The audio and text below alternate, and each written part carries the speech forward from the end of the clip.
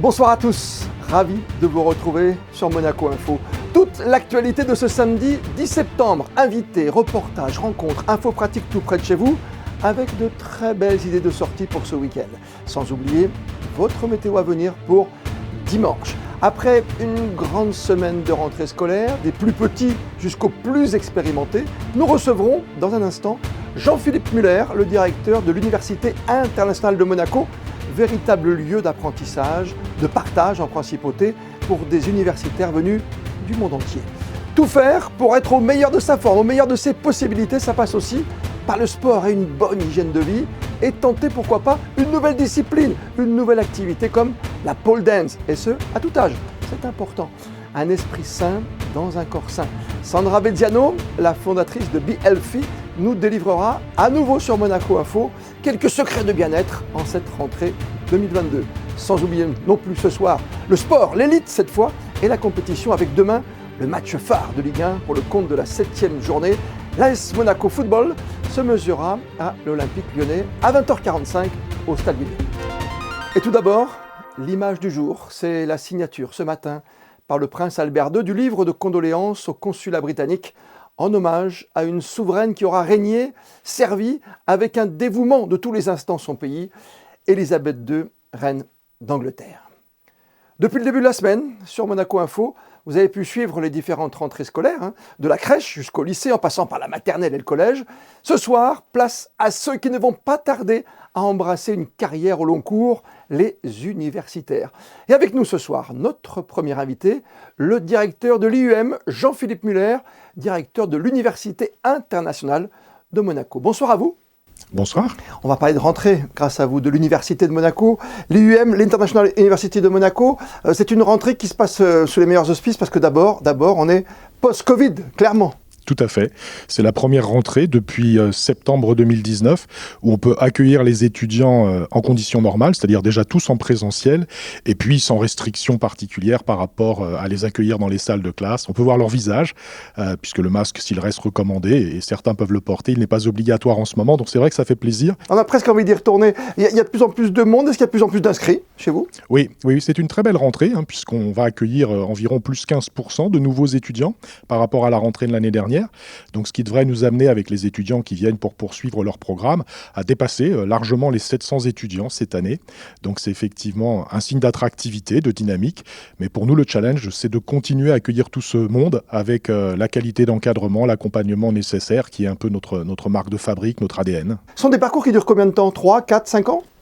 Alors, on a tous les niveaux de programmes, les programmes bachelor post-bac en 3 ans, les programmes master en 18 mois, et puis les programmes MBA en 1 an ou 2 ans, et le programme doctorat qui est un peu plus long en 3 années. Donc, il y a un peu toutes les longueurs, tous les niveaux, et pour tous les âges aussi, avec les spécialités dans le domaine du luxe, de la finance, du sport et du management international. Dans mes souvenirs d'universitaire, on garde toujours le contact après. On est fier de son école. Est-ce que vous êtes là depuis 10 ans ? C'est bien ça, je ne me trompe pas, Jean-Philippe. Oui. Est-ce que vous avez des parcours atypiques ou des parcours de réussite assez extraordinaires ? Oui, ce qui est intéressant, c'est que les anciens de l'université sont à l'image de l'université, très internationaux. Donc on va en retrouver dans le monde entier. Et ça, déjà, c'est très intéressant. C'est un réseau aussi pour Monaco. De plus en plus, des gens confirmés, puisque l'université est déjà un petit peu ancienne maintenant. Et puis nous, ce qui nous marque beaucoup, c'est que nombre de nos anciens ont créé leurs propres entreprises. On a beaucoup d'entrepreneurs comme débouchés professionnels, finalement, à l'université, ce qui est assez cohérent avec les valeurs qu'on prône. Et puis finalement, la dynamique très entrepreneuriale qu'on connaît ici à Monaco. Petite question subsidiaire, on les loge où les jeunes qui arrivent chez vous ? Parce que c'est pas simple, il n'y a pas véritablement de centre étudiant ici. Non, tout à fait. Et c'est parfois une difficulté. On essaye de les accompagner grâce à un service étudiant assez dynamique pour les aider à trouver ces logements, leur démarche de visa, etc. On a un réseau de propriétaires avec lesquels on travaille depuis longtemps qui louent leurs appartements en colocation. Donc il y a des solutions pour les jeunes. Mais c'est vrai que de plus en plus, on réfléchit à la manière dont on pourrait avoir peut-être une résidence étudiante aux alentours, peut-être dans les communes limitrophes. C'est vrai que ça aiderait certainement à accueillir plus facilement ces jeunes et leur permettre d'arriver plus facilement jusqu'à nous. Ce serait formidable et je m'en voudrais de ne pas vous demander le nombre d'étudiants quand même pour terminer ce rendez-vous avec vous. Écoutez, je pense qu'après la rentrée, cette première partie de rentrée, nous devrions avoisiner les 750 étudiants. Et comme d'autres se joindront à nous en cours d'année, ce sera probablement pas loin de 800 à la fin de l'année. Formidable. Merci d'avoir été avec nous. Merci pour ces explications combien claires. Et très très belle saison à vous en tout cas. Merci à vous. Les sports, la Formule 1 et la pole position pour Charles Leclerc, comme en 2019 dans le jardin des Ferrari à Monza, le temple de la vitesse. Le football, et demain, l'affiche de cette 7e journée du championnat de France de Ligue 1. Monaco reçoit Lyon. On va en parler avec l'homme en forme du moment, Brian Mbolo, qui espère, comme les supporters de l'AS Monaco, qu'avec ses coéquipiers, ils vont pouvoir enfin l'emporter à domicile. À la maison, on a perdu beaucoup de points. Un peu inutile, mais il faut voir le cours du match. C'était des matchs où quand on a pris 2 fois carton rouge, qui a rendu la tâche un peu plus difficile. Gagner un match de Ligue 1, c'est très dur, il faut investir beaucoup. On veut gagner contre tout le monde, c'est notre ambition. Après, comme j'ai dit, on avait en début de saison pas mal, il y avait beaucoup de matchs. Et comme j'ai dit aussi avant, c'est en cours de jeu. Dans un match, il y a son histoire et c'est vrai qu'à la maison, c'était pas toujours pour nous. À nous de changer ça demain. On sait qu'il y a une équipe costaud qui vient demain. À nous de montrer et de faire si on part en avant et de prendre aussi les premiers 3 points à la maison. Le match demain, 20h45 au Stade Louis II. Et puis en basket, 3e match de préparation consécutif en Allemagne pour la Roca Team. Après 2 succès face au Bayern Munich tout d'abord, puis à Ulm jeudi soir. Demain, les coéquipiers de Mike James affronteront les joueurs de Bamberg. Et entre art et sport, une discipline qui séduit de plus en plus dans notre envie de se sentir tout simplement bien dans notre peau, c'est la pole dance, et peu importe l'âge. Reportage de Sarah Monnier, accompagné par les images de Thomas Deus. Tout commence avec une bonne séance d'échauffement et c'est parti pour 1 heure de cours. Ouvert depuis octobre dernier, Coaching Pole souhaite démocratiser la pole dance à Monaco. Pour faire connaître ce sport, le mieux reste de l'ouvrir à tous les âges et tous les sexes. Très polyvalente, la pole est un challenge de chaque instant. C'est un mélange de gymnastique, d'acrobatie et de danse. Ça nous demande vraiment tout ce qui est de la force, de la souplesse. Ça nous demande de la fluidité aussi. Et c'est vraiment un sport complet qui englobe toutes ces qualités de danseuse, car à la base je suis danseuse. Et c'est ça qui m'a plu dans la pole quand j'ai commencé aussi. Loin des préjugés, la pole dance est devenue une discipline à part entière, avec ses propres catégories et compétitions mêlant danse et acrobatie. Mais il existe aussi une autre vertu méconnue de ce sport, le boost de confiance en soi. Certaines sont arrivées en ayant envie de rechercher la confiance en elles qu'elles avaient perdue. C'est vrai qu'on se retrouve quand même en brassière et en short, pas juste pour faire la belle, parce qu'on a besoin que la peau adhère vraiment à la pole. Et du coup, le fait de réussir à faire ces figures-là, déjà, on se dit « Waouh, ça y est, j'arrive à le faire ». Puis on commence à accepter son corps tel qu'il est, parce que malgré que peut-être il ne nous plaise pas, on arrive quand même à faire des choses. Et oui, on a vraiment un côté, on va dire, psychologique qui aide beaucoup de personnes. Alors peu importe si vous n'êtes pas sportif, la discipline reste ouverte à tous. Et il n'est jamais trop tard, c'est vrai. Pour se remettre dans le rythme de la rentrée, le petit régime qui va bien, oubliez les excès d'un été caniculaire, essayez pourquoi pas, un nouveau sport. Et surtout d'abord, peut-être écoutez même son corps. On va retrouver sans plus tarder les bons conseils de Sandra Veziano, fondatrice de Be Healthy. Elle était l'invitée de Fabien Bonilla. Après le laisser-aller estival, le cocktail de trop, la glace ou la gaufre que l'on aurait dû refuser, il est temps de se reprendre en main. Nous sommes avec la fondatrice de la société monégasque Be Healthy, Sandra Veziano. Bonsoir. Bonsoir. Vous donnez des conseils en sport, en nutrition et en bien-être. L'été, c'est souvent l'été de tous les dangers en termes d'excès de nourriture et d'alcool, par exemple. Quels sont les excès que l'on peut faire l'été et que l'on ne devrait surtout pas faire ? Il faut trouver l'équilibre entre vivre, profiter de l'été, profiter de ses vacances, mais effectivement pas se diriger vers des excès, notamment l'alcool, à boire 5-6 bières par jour, des soirées festives tous les soirs, manquer d'hydratation parce que du coup quand on boit de l'alcool on a tendance à moins boire d'eau et là on se crée de la déshydratation. Et puis, on fait moins de sport, on profite beaucoup de tous les excès, je pense. Alors, maintenant c'est fait, on a fait ces excès. Quelles sont les solutions ? Qu'est-ce que l'on doit faire à la rentrée ? Qu'est-ce que vous nous conseillez ? Ben moi, je suggère de planifier une rentrée sportive. Alors, soit on reprend le sport qu'on pratique, soit on se dirige vers des sports. Il y a plein de journées portes ouvertes organisées dans des salles. On essaie de trouver un sport et je suggère d'essayer le yoga, d'essayer les sports collectifs, d'essayer des sports auxquels on ne penserait pas, mais qui vont nous apporter beaucoup de plaisir parce que le sport, c'est pas une contrainte. Et puis, reprendre aussi une alimentation peut-être un peu plus variée et équilibré et pourquoi pas faire des détox avec des compléments alimentaires, des détox sur le foie, des détox comme ça pour se remettre un petit peu dans un chemin plus serein. Et ça, c'est pas comme les bonnes résolutions du 1er janvier, ça dure une semaine et puis après on abandonne.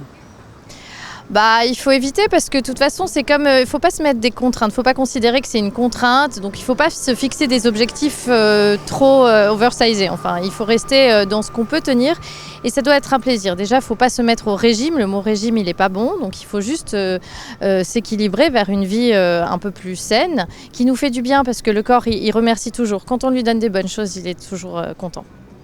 Et à quel point, selon vous, ne pas faire attention à soi, à son hygiène de vie, est dangereux pour la santé ? On paye la note. Un corps, c'est un peu comme une voiture à qui on ne donnerait pas le bon carburant. On a les filtres qui s'engraissent, etc. On va avoir un état inflammatoire, on va être fatigué, on va mal dormir, on va avoir des douleurs parce que notre corps, il nous dit ça va pas ce que tu fais. J'arrive pas à digérer, j'ai beaucoup d'énergie pour digérer, je dors mal et c'est un petit peu un cercle vicieux qui, à terme, va mener vers des pathologies peut-être même un peu plus lourdes et plus conséquentes. Est-ce que le corps peut se régénérer ? C'est-à-dire que j'ai fait beaucoup d'excès dans ma vie et tout d'un coup je décide de changer. Est-ce que ce corps peut se retransformer en quelque sorte en un corps de jeune ? Oui, j'en ai fait même l'expérience personnelle. Je pense qu'on n'est pas en bonne santé, il y a des prises de conscience à faire et il n'est jamais trop tard pour bien faire, comme on dit. Et je pense que oui, on peut compenser, on peut arrêter de fumer si on fume, on peut boire moins d'alcool, on peut faire du sport, se mettre au sport et manger varié, équilibré et prendre soin de soi. Parce que c'est la clé d'un processus assez intéressant. En termes d'alimentation, qu'est-ce que vous conseillez ? Quels sont les bons produits à prendre régulièrement et ceux vraiment à éviter ?